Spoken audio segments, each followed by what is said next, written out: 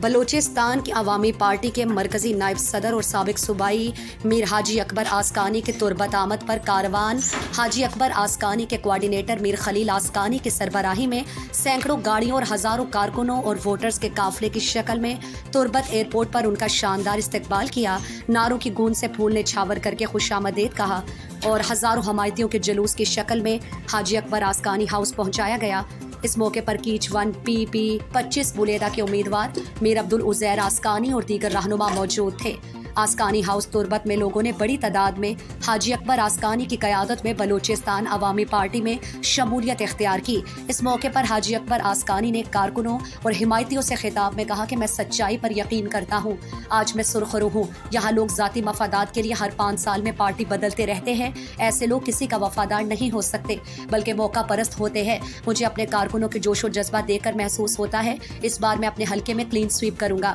جبکہ مقررین نے کہا کہ حاجی اکبر آسکانی نے قابل ذکر ترقیاتی کام کیے، ناصر آباد میں لوگوں کو انٹر کالج تحفے میں دیے، کئی علاقوں کو واٹر سپلائی اسکیم فراہم کی اور دور دراز علاقوں میں سولر سسٹم دیے۔ میر خلیل آسکانی نے گدروشیا پوائنٹ کو بتایا کہ حاجی اکبر آسکانی کی آمد کے بعد کیچ میں بھرپور الیکشن کمپین چلائی جائے گی۔ ایک بار پھر حاجی اکبر آسکانی الیکشن جیت کر ترقیاتی کاموں اور روزگار فراہمی کا سلسلہ جاری رکھا جائے گا۔ اس سے قبل انتخابی حلقہ تم تا ناصر آباد، نظر آباد اور کلا تک کے سینکڑوں کارکنوں اور ووٹرز کو ڈی بلوچ کے مقام پر میر خلیل آسکانی کی سربراہی میں استقبال کر کے کارواں کی شکل میں حاجی اکبر آسکانی ہاؤس تربت میں پہنچا دیے۔